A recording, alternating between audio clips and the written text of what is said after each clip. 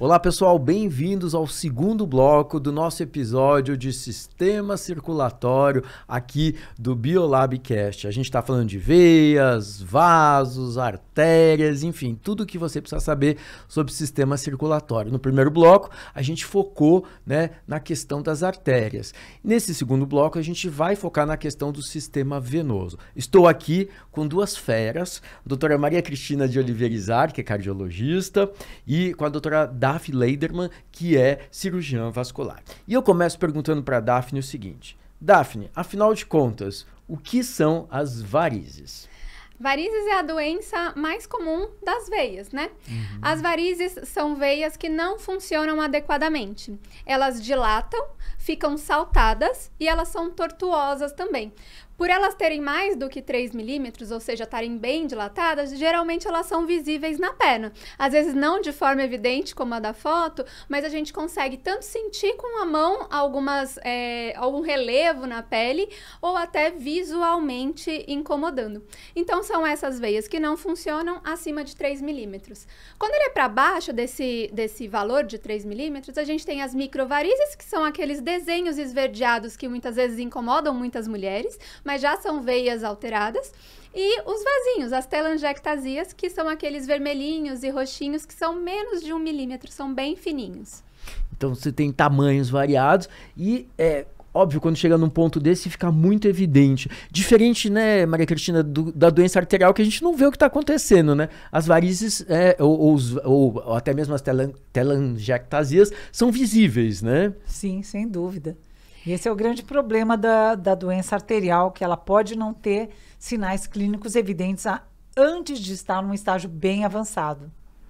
As varizes começam a incomodar quando elas são bem visuais assim. Mas antes disso, elas também têm uma fase silenciosa. Por exemplo, uma alteração na safena, que é uma veia super famosa, quando ela tem refluxo ou mau funcionamento, muitas vezes ela causa sintomas antes de ser tão evidente. Ou até nos homens, que os pelos escondem bastante, acaba que se incomoda menos esteticamente, repara menos, e os sintomas podem vir antes da veia saltada aparente na perna. Daphne, quais seriam os principais fatores de risco para as varizes? E eles são os mesmos para homens e mulheres? O principal é genético. Se a sua mãe tem varizes, a sua chance de ter pelo menos vasinhos ou alguma alteração dentre todas essas que eu citei é de cerca de 60%. Se sua mãe e seu pai têm varizes, esse risco sobe para 90% de você ter pelo menos telangiectasias. Então tem um fator familiar super importante. Além disso, obesidade, sedentarismo, porque a função das veias, ela é ajudada pela força muscular. A gente diz que a nossa panturrilha é nosso segundo coração, por conta do bombeamento do sangue através da contração da panturrilha. Então, o fortalecimento da panturrilha, atividade física, caminhada, ser uma pessoa ativa é sim um fator protetor, bem como o sedentarismo, a obesidade, que aumenta a pressão intraabdominal, dificulta o trabalho das veias, é um fator de risco. Daphne, e o que faz, a gente tem uma migração dessas pequenas varizes ou telangiectasias para as maiores, ou são vasos diferentes com evoluções distintas? São vasos diferentes, eles estão em camadas diferentes da pele, então aquele vasinho roxinho, ela não vai virar uma varizes grossa, saltada, mas pequenas varizes, ou seja, aquela esverdeada que começou um discreto relevo, às vezes pode ficar bem grossa, como o que a gente mostrou, de veias bem saltadas. Então, uma coisa não vira a outra, mas tudo faz parte do mesmo pacote. A insuficiência venosa crônica é o nome da doença que agrupa todas essas manifestações diferentes visuais. E também as fases de evolução da doença. Um vasinho, por exemplo, é difícil ele te causar muita dor, porque o volume de sangue que passa ali dentro é muito pequeno para ter uma repercussão no seu sistema circulatório, na drenagem da perna. E aí, com o tempo, isso vai piorando. Muitas vezes você só enxerga um vasinho, mas tem, geralmente, assim, acima de 80% tem uma microvarizes nutrindo aquele vasinho, até 20% 20% tem uma alteração de safena, ou seja, se você já começou com pequenos sinais de vasinhos arroxeados e avermelhados, você precisa passar num cirurgião vascular, entender que aquilo não é só estético e que faz parte de uma doença que precisa ser avaliada com mais detalhe. E tem idade para passar no cirurgião vascular ou vai depender do teu histórico, da tua questão familiar? Vai depender, sim. Além dos check-ups como um todo, do ponto de vista da doença venosa, começou com alguns vasinhos, eles já estão incomodando, é importante passar por uma avaliação para entender se de fato é um estágio bem inicial de vasos superficiais que não estão te prejudicando ou se já tem alguma alteração circulatória maior, por exemplo, uma varizes, uma alteração de ultrassom ou até alguma alteração genética de sistema profundo, enfim.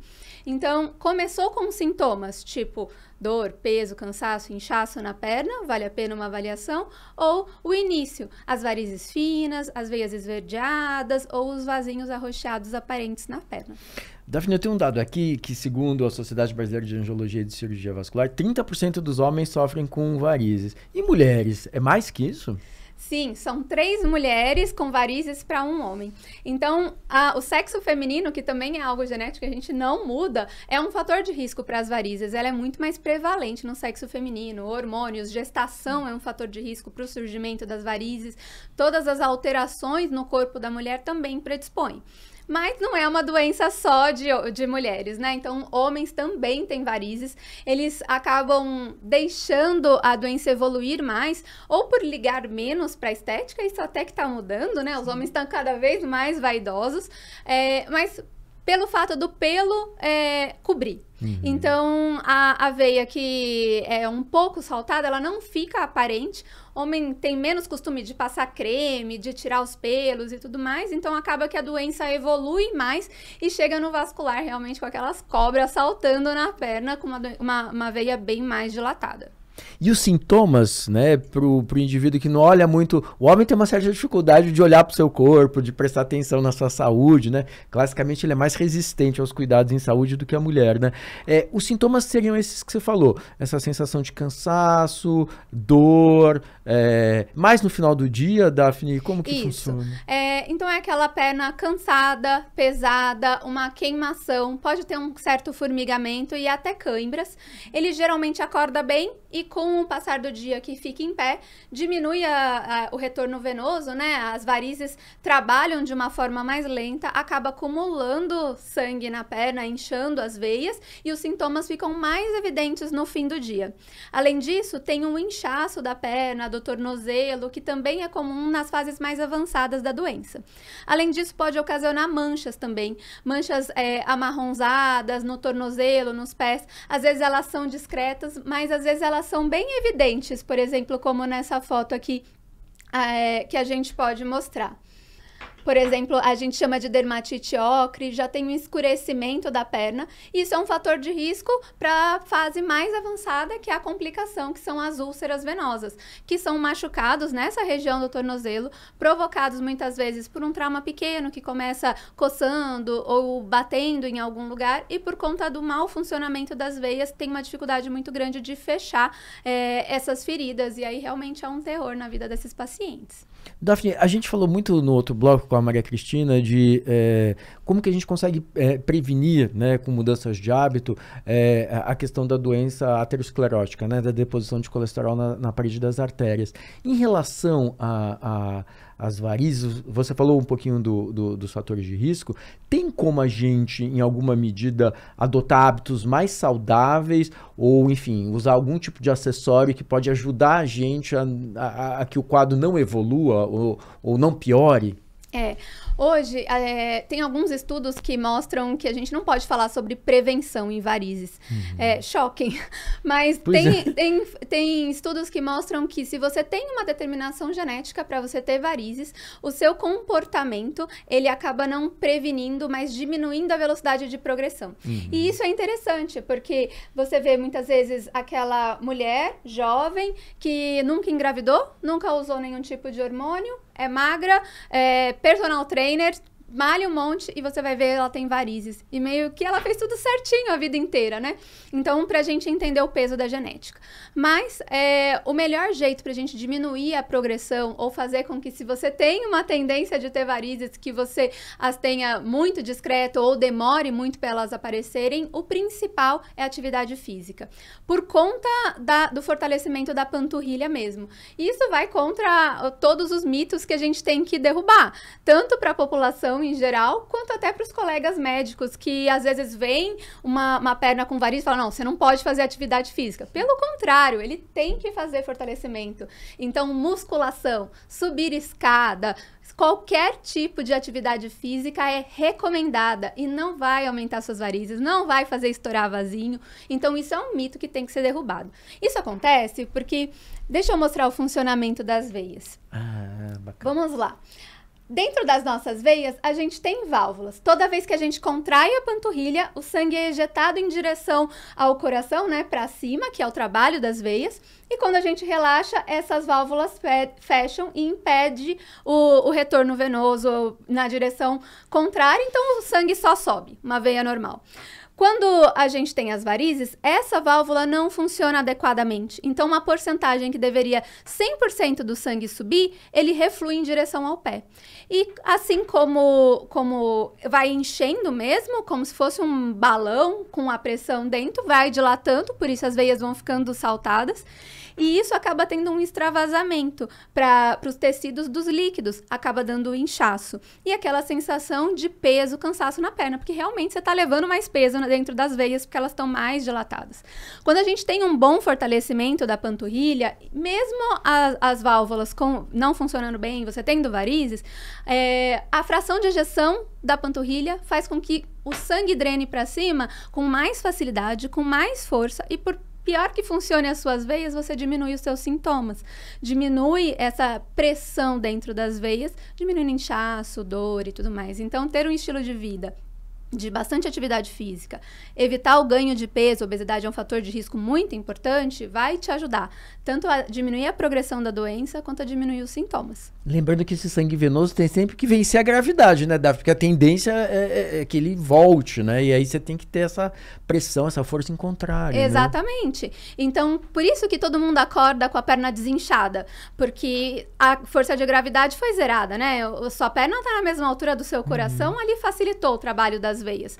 Quando você fica em pé o dia inteiro, ele teve o dia inteiro a força de gravidade para descer o seu sangue, e se a sua válvula não funciona adequadamente, você tem um refluxo muito grande, aí por isso as veias ficam maiores no fim do dia, ou às vezes o pé fica até meio vermelho, arroxeado, mais inchado por conta disso. Topam mitos de verdade rápido aqui? Claro. Você fala assim, é mito ou é bobagem? Musculação ajuda a questão da progressão das varizes. Não, a musculação ajuda você a diminuir os seus sintomas. Então é um mito. Por favor, façam atividade física. Tem que fazer atividade física. Depilação da varizes? Não estoura vasinhos, não dá varizes.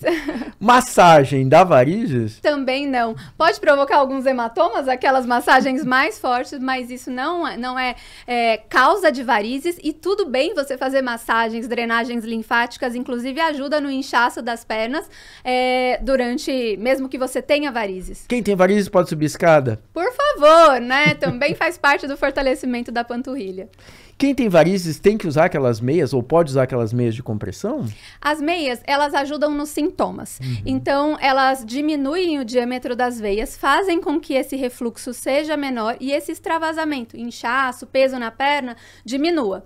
Então, também é um mito que a meia elástica vai te prevenir varizes. Não, nenhum estudo mostrou que se você usar a meia elástica, você vai ter menos varizes.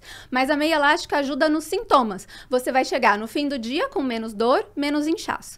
Além disso, a meia elástica previne a trombose. Então, se você tem varizes muito grandes, o sangue não circula bem por dentro daquelas veias. Aumenta a chance de tromboflebite e trombose, que é uma doença potencialmente fatal.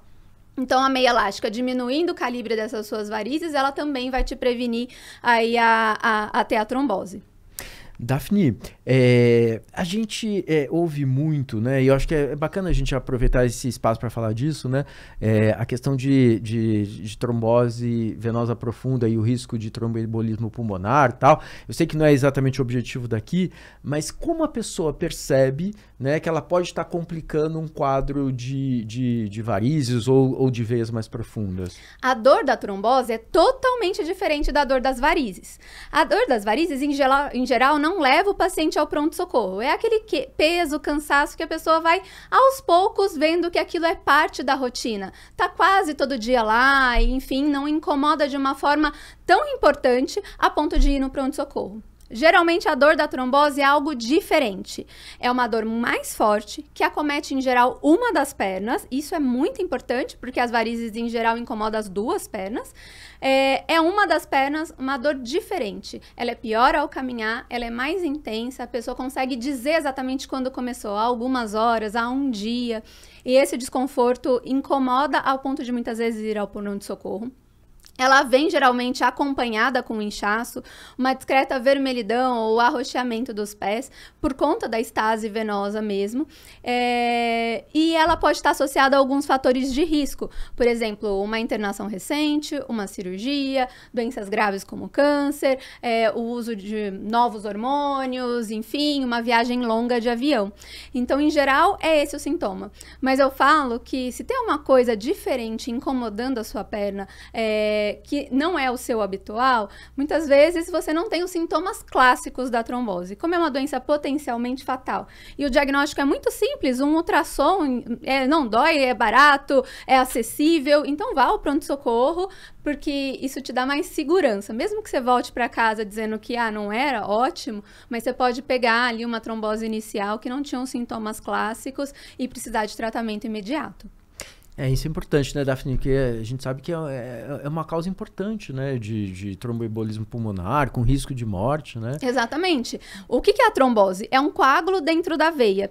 E quando a gente não trata, ele vai ficando grande e uma parte desse coágulo se desprende, corre por todo o nosso sistema venoso e vai parar no pulmão, que é como se fosse o ralo. E aí causa um infarto pulmonar. Muitas vezes é uma discreta dor, uma falta de ar, uma tosse, mas muitas vezes é uma parada cardíaca e morte súbita. Então, realmente é uma doença potencialmente fatal. E uma tromboflebite, que é uma trombose superficial, que acontece nessas varizes, ela sempre comunica com o sistema profundo, aí pode virar uma trombose venosa profunda, que pode crescer e virar uma embolia pulmonar.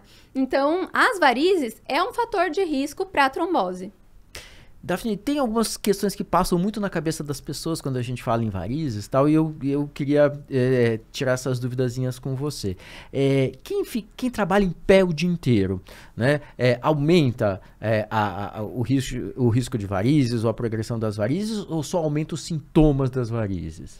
Ele acaba que tem o efeito da gravidade de forma mais intensa. Então, se você fica em pé o dia inteiro e não tem um bom fortalecimento muscular e até associa, por exemplo, a obesidade, você está ali piorando ou dificultando o trabalho das veias. E aí, quanto maior essa dilatação da veia, pior funcionam as suas válvulas. E isso, sim, pode aumentar as varizes. Se você fica em pé muito tempo do seu dia, mas tem bom fortalecimento, faz algumas caminhadas durante o dia, isso ok, tem menos ação prejudicial para suas veias. A gente falou de fatores de risco, a gente falou de medidas de prevenção, de mitigação. Vamos entender um pouquinho a questão dos tratamentos. Como que se trata varizes hoje? O que a gente tem de mais moderno? Ótimo.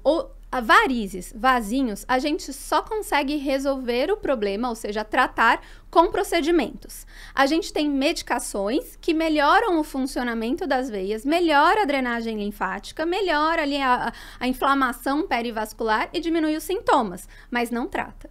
Então, por melhor que as medicações sejam, elas têm que vir paralela aos tratamentos cirúrgicos ou procedimentos mais, de fato, de agir na veia. Então, medicação e creme é sintoma. Então, tem que tomar muito cuidado com o que vendem por aí, principalmente em rede social hoje, todo mundo vendendo milagre, né? Um chá que vai curar, um creme que passa e desaparece, isso não existe, tá? O único jeito daquela varizes desaparecer são procedimentos. E hoje a cirurgia vascular, ela tá muito moderna. Então aquela história de cirurgias que a sua avó fez, que ficou 30 dias de perna para cima, que não podia andar, ficou toda enfaixada e tudo mais, isso não existe mais. Então hoje o tratamento vascular moderno, ele tende principalmente à deshospitalização, fazendo procedimentos menos invasivos. O uso de laser transdérmico associado à escleroterapia, que são as aplicações, muitas vezes diminuem a quantidade de cirurgias, tratando aquelas microvarizes e os vasinhos dentro do consultório. Se você tem veias grossas, existem alguns outros tratamentos. Microcirurgia, que pode ser feita tanto com anestesia local no consultório quanto no hospital. O tratamento com espuma, que é um tratamento usado em grande volume, principalmente no sistema público de saúde. Como que é esse tratamento com espuma? A espuma é uma mistura do ar com polidocanol, que é uma substância detergente. Misturando, eles formam uma consistência tipo mousse.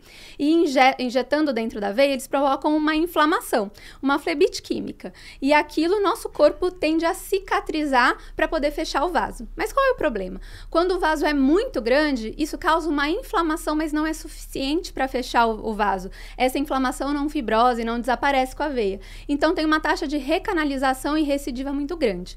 Então, é um procedimento que ele é muito usado, mas ele tem suas indicações também.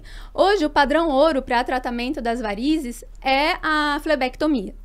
Hoje, o laser transdérmico, que é para microvarizes, ok, é uma excelente forma. A gente tem o endolaser, que é uma fibra de laser que a gente coloca dentro das varizes através de um furinho na pele. Isso também é bom, é hoje o padrão ouro, a termoablação, para tratamento da veia safena, aquela que antes era de corte na virilha, corte no tornozelo e de arrancar a veia, que esse sim era aquele repouso longo. Hoje em dia a gente faz com anestesia local no consultório, um furinho, passa dentro o endolaser, queima a safena, meia elástica, sai andando e no dia seguinte a vida está praticamente normal.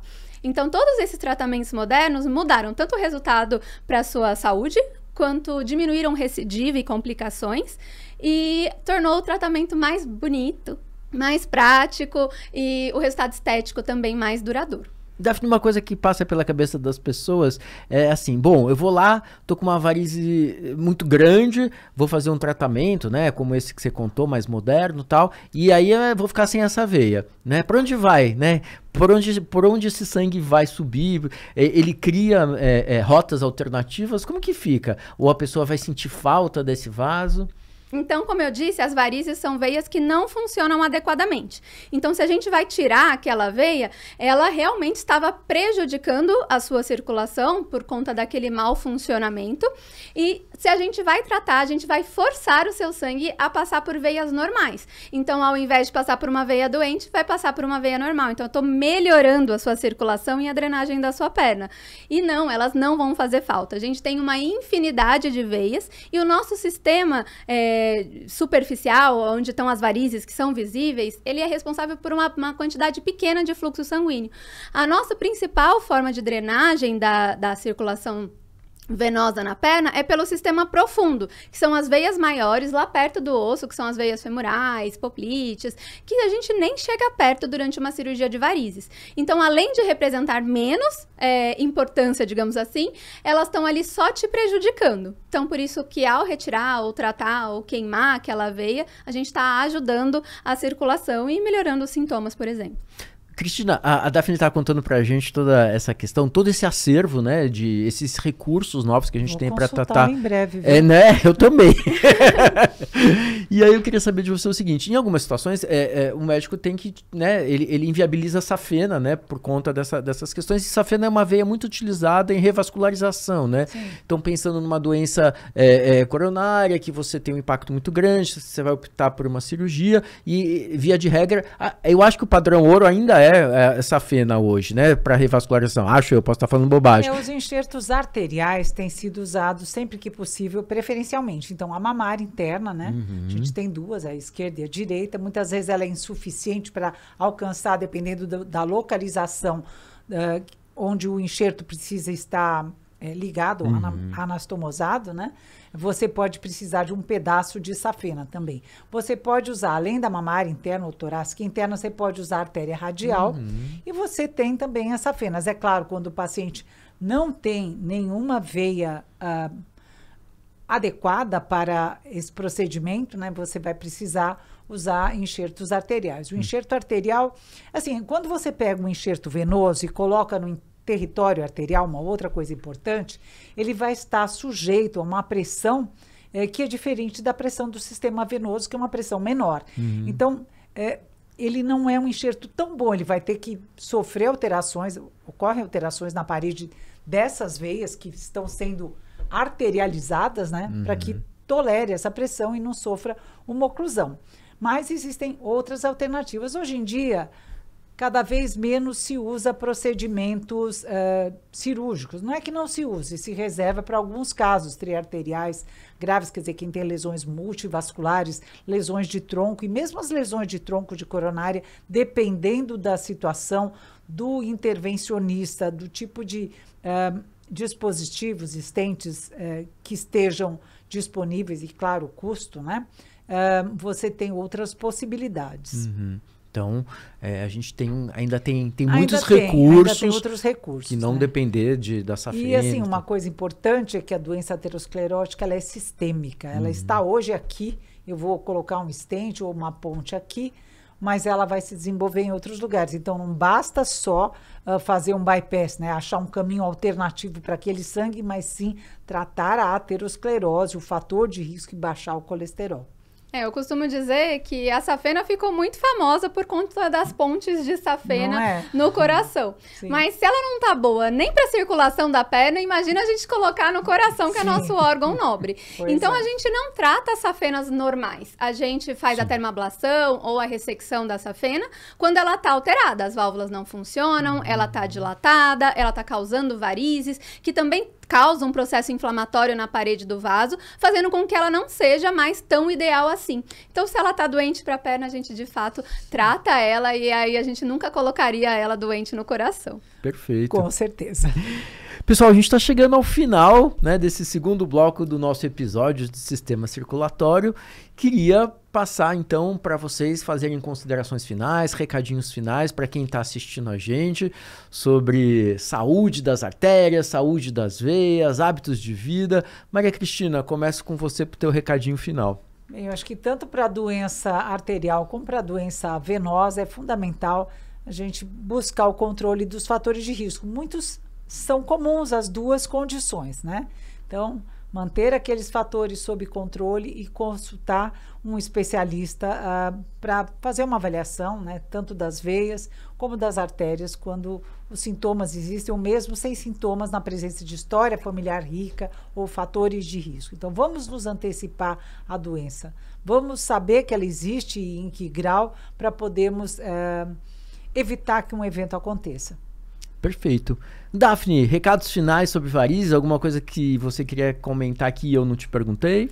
Eu acho que aqueles tratamentos da doença venosa de anteriormente, que muita gente falava que não funcionava, que a recuperação era ruim, que afetava muito a vida das pessoas, enfim. Hoje tudo isso mudou. Aquele negócio de aplicação semanal, hoje é bem mais tranquilo, menos visitas a clínicas, tratamentos com resultado estético e para sintomas bem mais eficazes e rápidos, sem mudar tanto a sua rotina, sem precisar de longos períodos de repouso. Eu tenho uma rede social no Instagram, Doutora Daphne Vascular. Eu posto diariamente vídeos, tratamentos e tudo mais sobre isso. É muito importante a conscientização. E uma coisa muito legal que eu vejo no meu consultório é o nosso ciclo virtuoso, né? Você começa a melhorar algo que te incomoda, nem que seja a estética da perna ou aquelas dores, e aí você fica mais estimulado para o autocuidado. Sim. Faz mais atividade física, melhora a sua alimentação, melhora a sua autoestima, e aí vai valorizando ainda mais envelhecer sempre com saúde, né?